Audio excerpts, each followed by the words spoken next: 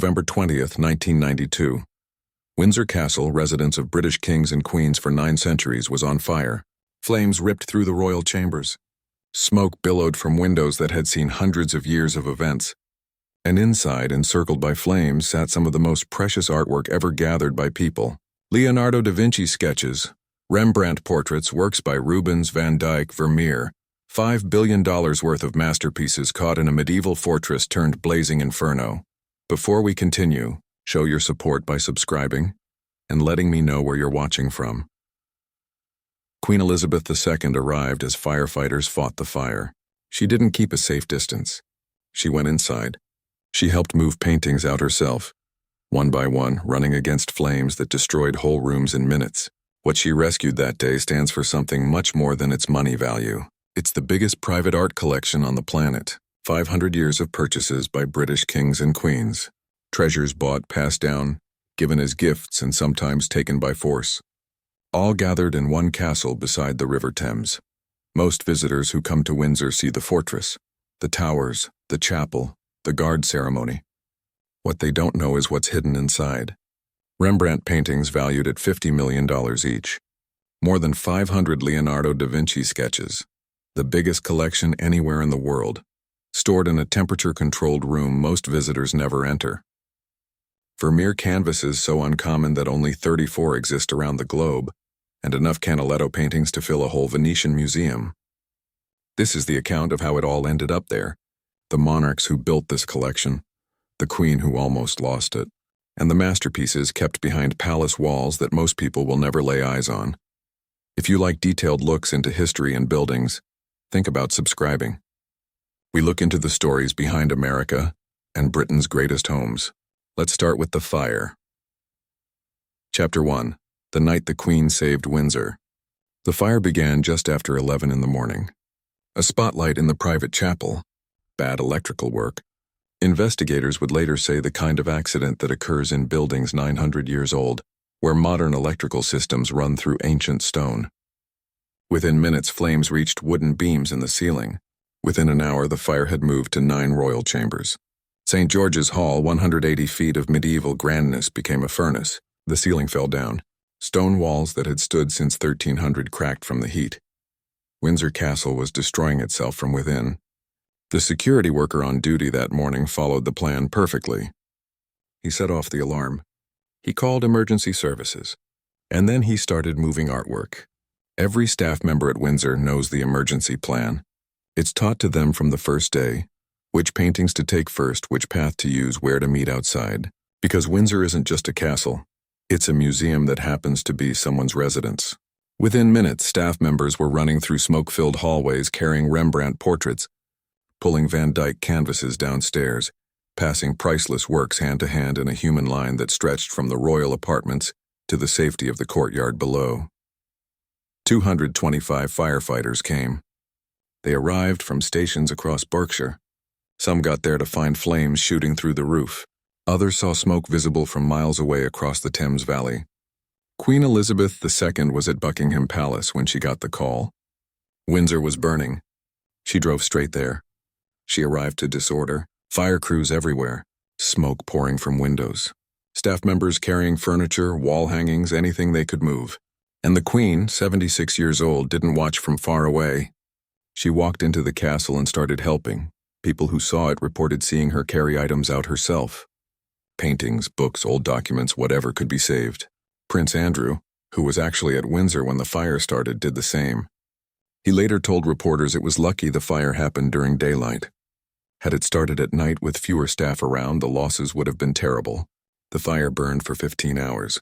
By the time firefighters finally stopped it, 9 royal chambers were ruined or badly damaged.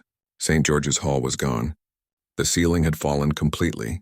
Stone walls stood, but everything inside them had burned, and yet, amazingly, almost all the artwork survived. Over 300 paintings and sketches were moved to safety. Rembrandt portraits that today would sell for $50 million each. Rubens' religious scenes, Van Dyck royal portraits, Canaletto Venice paintings, all carried to safety by staff members who knew exactly what they were saving. Some pieces couldn't be moved. They were too big, too delicate, or too firmly attached to walls. A few smaller items were lost in rooms that became completely covered before anyone could reach them, but the losses were small compared to what could have been destroyed. In one room, empty frames still hung on smoke-blackened walls. The paintings had been removed just minutes before the ceiling collapsed. Those frames stayed up for years afterward, a reminder of how close Windsor came to losing everything. The question everyone asked afterward was simple. How did staff know what to save first? How did they make those quick decisions about which Rembrandt to grab? Which Van Dyck to leave behind? The answer shows something important about Windsor Castle.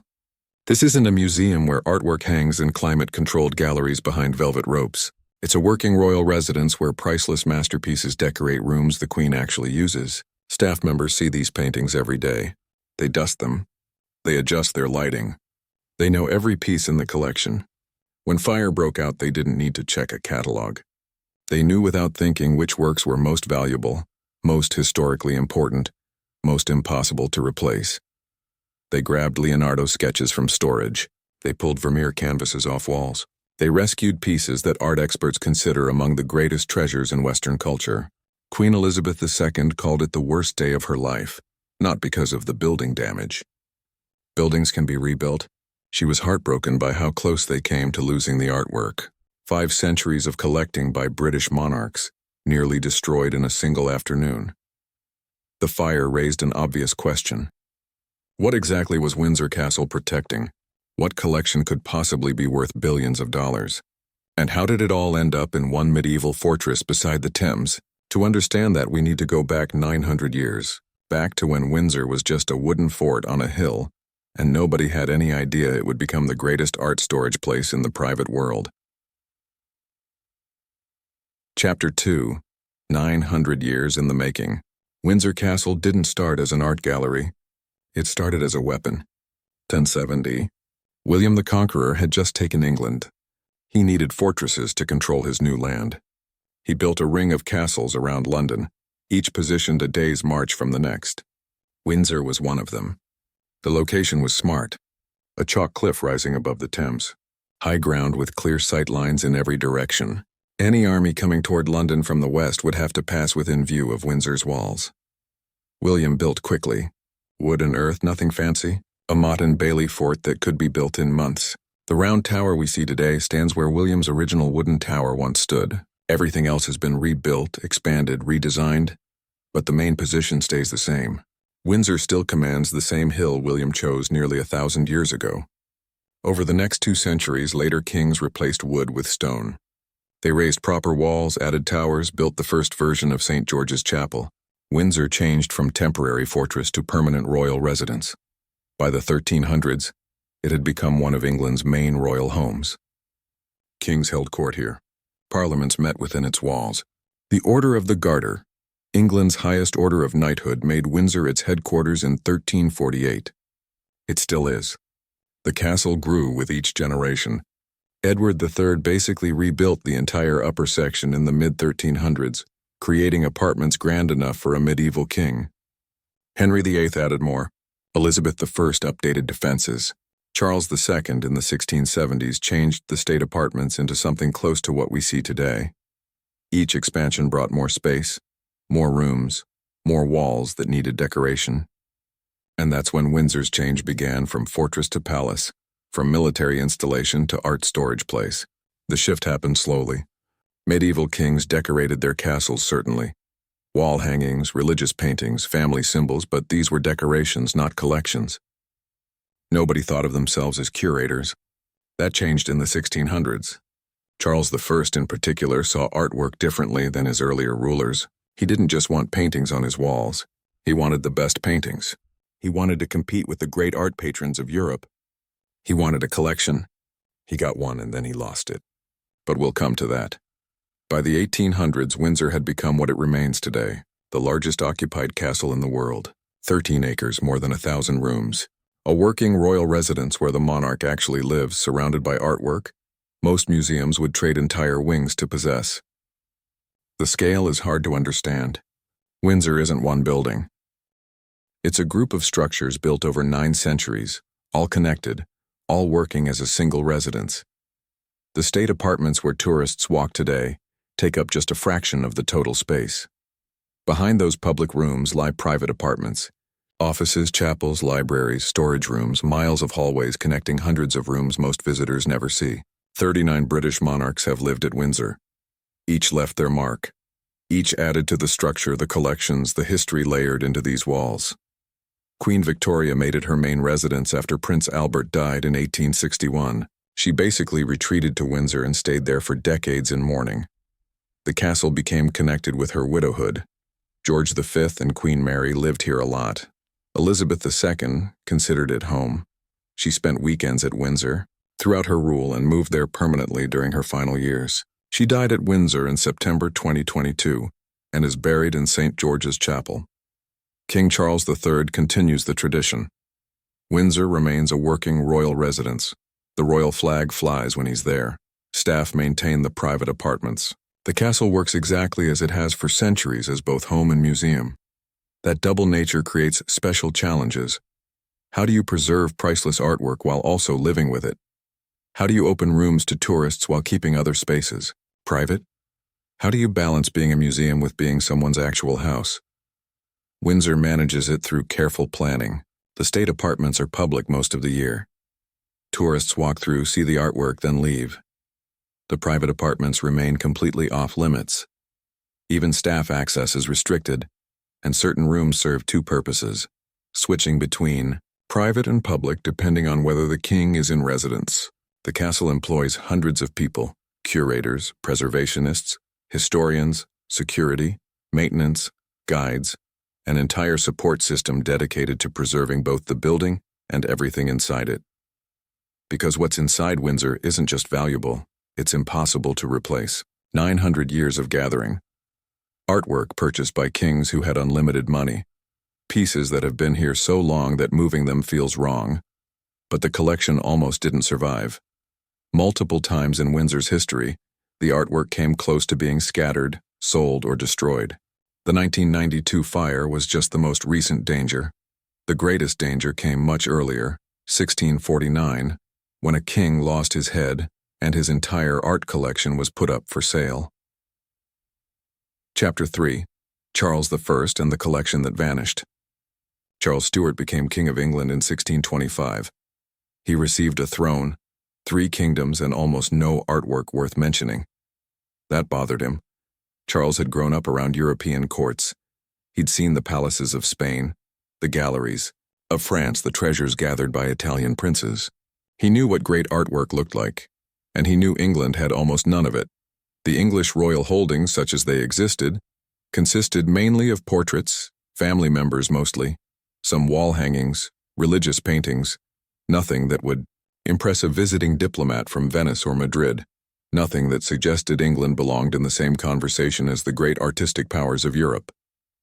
Charles decided to change that. He had the money. The crown controlled vast wealth. He had the taste.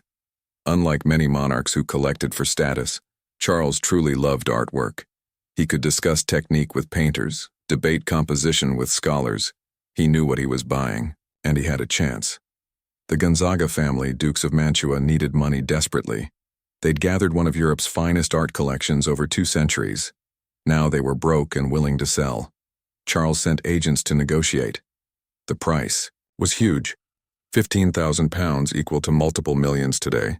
For that he got paintings by Titian, Raphael, Correggio, Mantegna, works that had been in Gonzaga hands for generations, masterpieces that most collectors could only dream of owning.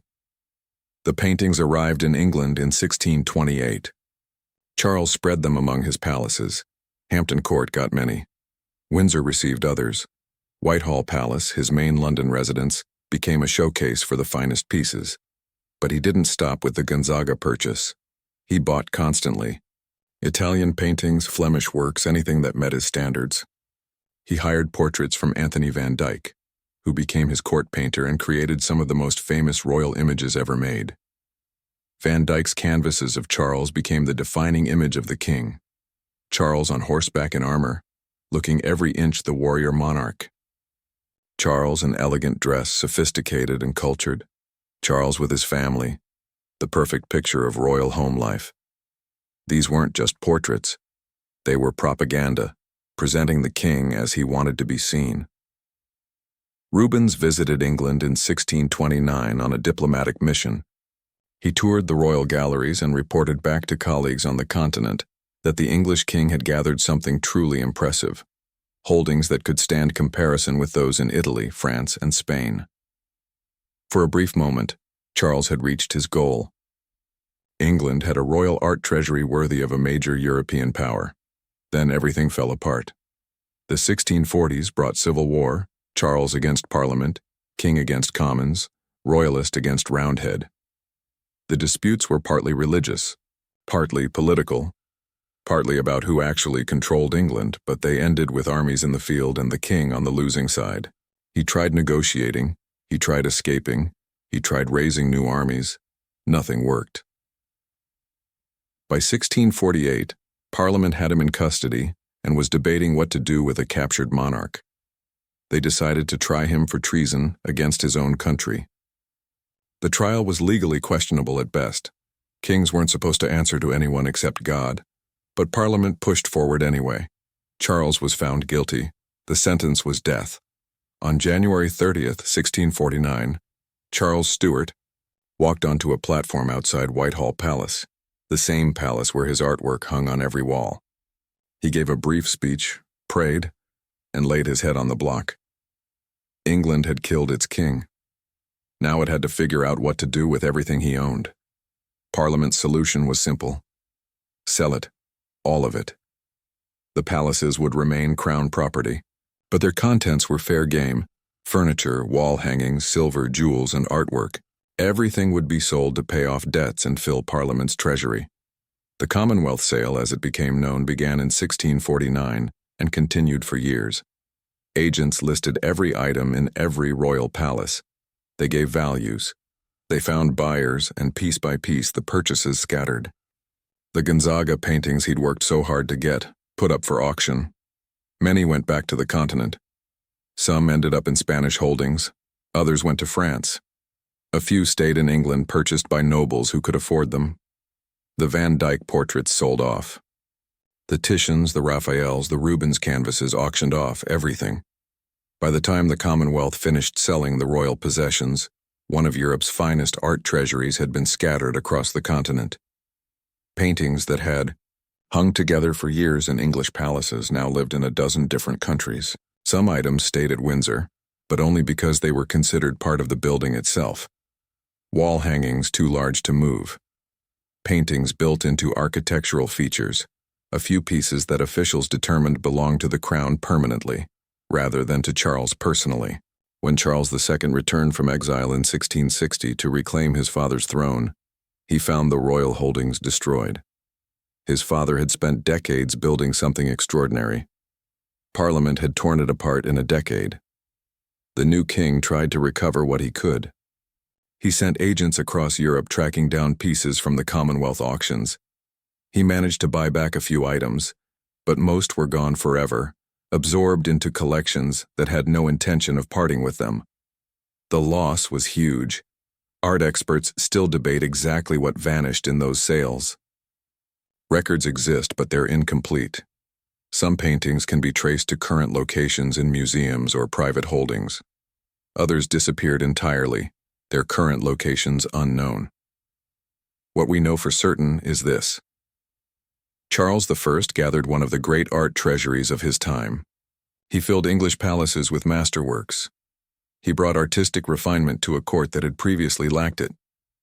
And then he lost his head and Parliament auctioned everything he'd gathered. Windsor Castle kept a few pieces. Mantegna's triumphs of Caesar somehow survived, though historians still debate exactly why officials left them at Hampton Court. A handful of other works remained, overlooked or considered unsellable, but the vast majority vanished, scattered, lost to England forever. It would take another century before British monarchs gathered holdings approaching what Charles had built. And when they did, they would be far more careful about keeping them safe. Chapter 4. George III's Venetian Fascination. George III became king in 1760. He was 22 years old, serious, and determined to be nothing like his earlier rulers. His grandfather, George II, had barely spoken English. His great-grandfather, George I, had spent most of his rule wishing he was back in Hanover. The first two George treated England like a business deal, useful, profitable, but not home. George III was different. Born in England, raised in England, English to his core, he wanted to be a proper British king, and that meant investing in British institutions, including the royal art holdings. What he received was respectable but incomplete. Charles II had recovered some pieces after the Commonwealth disaster. Later monarchs had added more, but gaps remained. Whole schools of painting were barely represented. The treasury lacked depth. George had advisors who understood artwork. They knew what was missing. They knew where to find it. And in 1762 they presented him with an extraordinary opportunity. Joseph Smith was dying. Smith had served as British consul in Venice for decades. He'd lived there so long he was practically Venetian himself. He spoke the language fluently, knew every dealer and artist in the city, and had spent 50 years gathering one of the finest private art collections in Europe. He was also broke. Smith had spent everything on artwork. His palazzo overflowed with paintings, sketches, books, manuscripts, works by the Venetian master Canaletto by the dozen, canvases by Vermeer, Holbein, Parmigianino, sketches by Raphael and Michelangelo, rare books and decorated manuscripts, half a century of careful, knowledgeable collecting. Now he needed money and he had no heirs. Everything would have to be scattered after his death anyway. Better to sell it complete to someone who would keep it together. George's advisors moved quickly. They arranged a price for the entire collection. Every painting, every sketch, every book, one deal, one price. No splitting it up. The deal closed in 1762. The exact amount paid remains uncertain, but reports from that time suggest around £20,000. For that, George got what would become the core of Windsor's art treasury. The shipment from Venice was huge, crates filled with paintings, hundreds of them. More than 170 works by the Venetian view painter alone, not sketches or studies but finished canvases, views of Venice that captured the city in careful detail. The Grand Canal, the Bacino di San Marco, the Piazza San Marco, every major landmark painted with precise glowing technique. This artist had been popular with British collectors for decades. English nobles on the Grand Tour bought his work as souvenirs, paintings of Venice to hang in their country houses, reminders of refined travel. But nobody owned Venetian views like George now did. The Smith purchase gave him the largest single holding of such paintings ever gathered, but these remarkable cityscapes, impressive as they were, weren't even the most valuable part of the deal. Buried in the shipment was a painting by Johannes Vermeer, The Music Lesson, painted around 1662, exactly a century before George bought it. A woman stands at a virginal, a keyboard instrument. A man watches from beside her. Sunlight streams through windows on the left, lighting the scene with that characteristic Vermeer glow. The floor tiles recede in perfect perspective, every detail rendered with impossible precision. Vermeer paintings were already rare in 1762. Only a few dozen existed, and most were in Dutch collections. George's advisors may not have fully understood what they were getting. Vermeer wasn't yet the honored master he would become in later centuries, but they knew the painting was good. Very good. Today, art experts estimate only 34 Vermeer paintings exist worldwide. Windsor's Music Lesson is one of them. Its value is effectively impossible to calculate.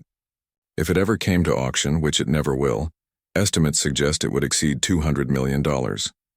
George didn't make the Smith purchase for investment purposes. He bought it because his advisors told him it would raise the royal holdings to a level worthy of a major European power. And they were right. The paintings went to Windsor Castle.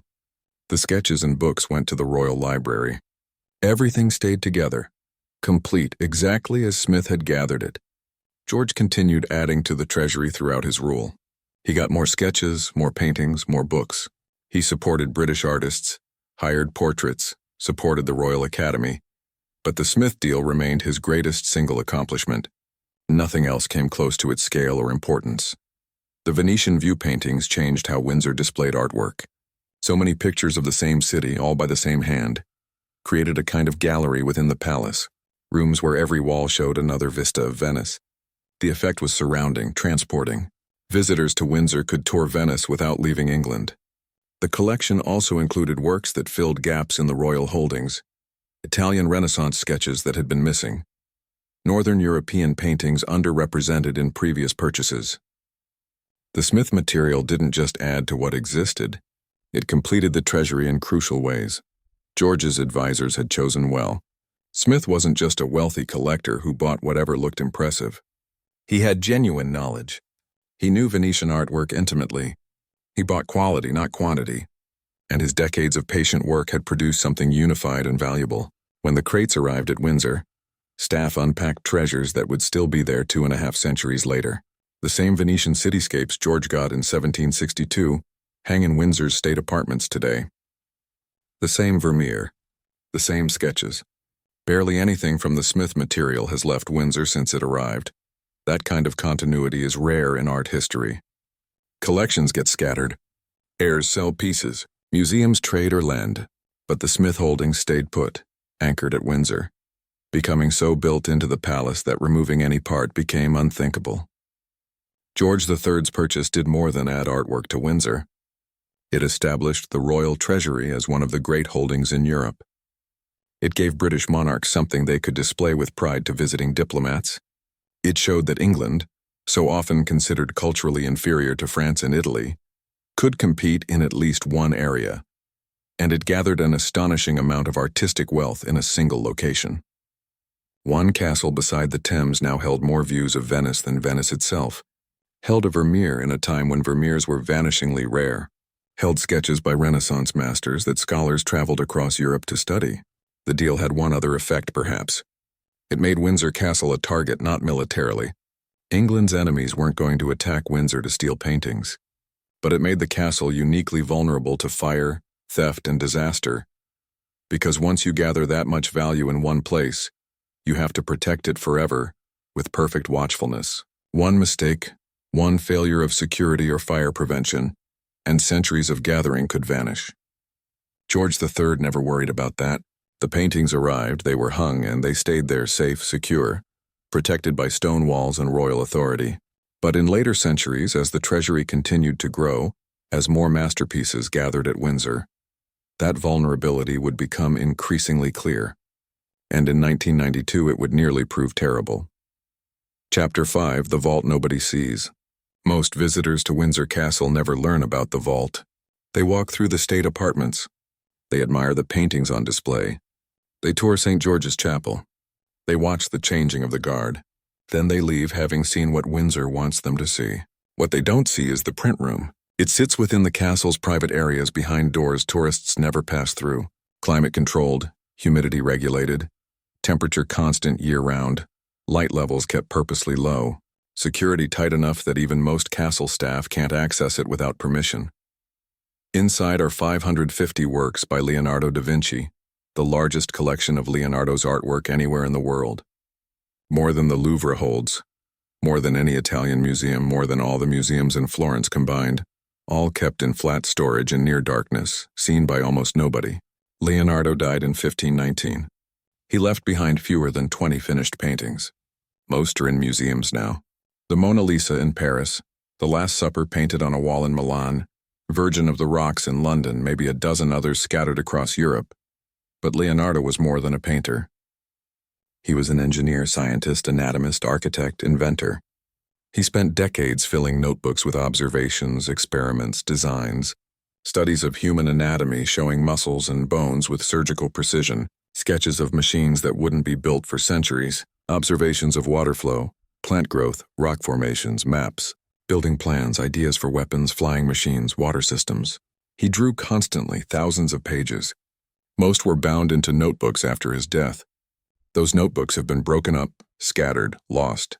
Pages survive in scattered collections around the world. But the single largest group ended up at Windsor. How they got there is a story of luck and timing. When Leonardo died, his work passed to his assistant, Francesco Melzi. Melzi kept everything together for decades, treating it as precious inheritance. But after Melzi's death in 1570, his heirs didn't share his respect. They saw old papers, not treasures. Some notebooks were sold. Others simply disappeared. Around 1590, A sculptor named Pompeo Leone got his hands on many of these loose sheets. Leone worked in Milan and Madrid. He collected Leonardo's output obsessively. He gathered pages from multiple sources, trying to reassemble what had been scattered. Leone didn't just collect, he reorganized. He took Leonardo's papers, which had been in notebooks organized by theme or time period, and rearranged them. He glued pages into large albums, creating his own order. Anatomy studies in one volume, building sketches in another. The process destroyed Leonardo's original organization, but it also kept hundreds of sheets together. Leone bound his Leonardo albums in leather, magnificent volumes that looked impressive on a shelf.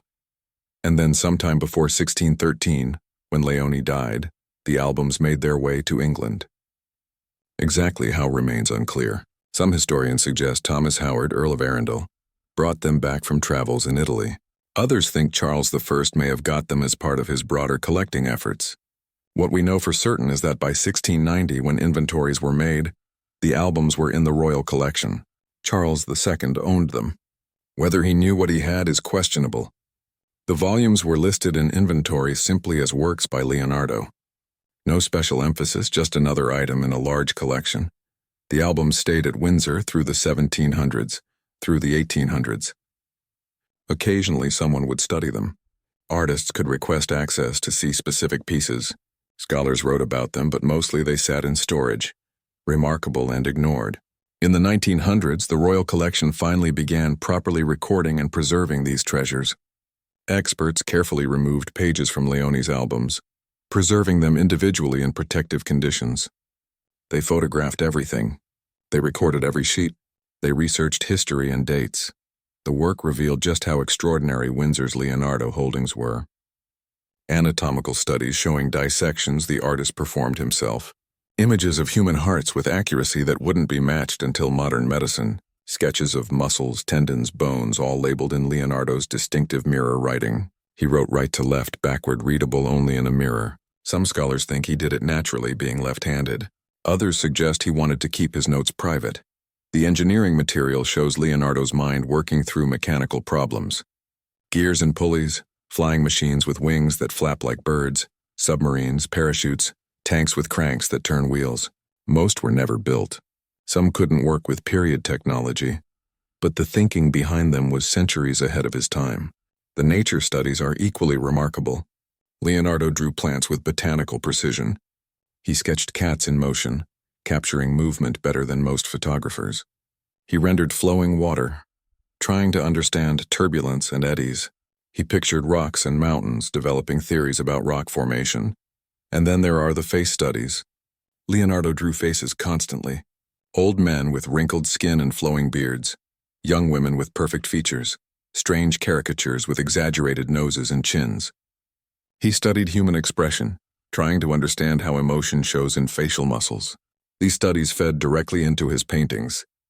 The faces in the Last Supper, each showing different reactions to Christ's announcement of betrayal, came from years of watching people showing surprise, confusion, anger. Denial Windsor's collection includes all of this. It's not just quantity, it's breadth. Every aspect of Da Vinci's curiosity is represented.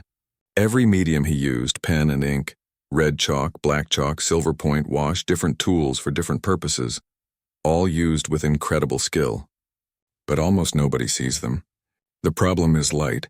Paper and ink break down when exposed to light. Not quickly, not obviously, but over decades and centuries, light damage builds up. Colors fade. Paper yellows and becomes brittle. The more a piece is displayed, the more it breaks down. Windsor takes preservation seriously. These works survived 500 years. The goal is to preserve them for another 500. That means keeping them in darkness most of the time. Controlled temperature, controlled humidity, minimal handling, maximum preservation. Every few years, Windsor organizes a Leonardo exhibition. They select a small number of pieces, display them briefly, then return them to storage. The exhibitions draw enormous crowds. People line up for hours to see material that normally stays hidden. Then the exhibition ends and everything goes back into the vault for years. 2019 marked 500 years since the artist's death. Windsor organized the largest Leonardo exhibition in over 6 decades. 200 pieces on display at once, lines stretched around the castle. Tickets sold out weeks ahead. Art experts traveled from around the world, and then it ended and the works went back into darkness. This creates a strange situation.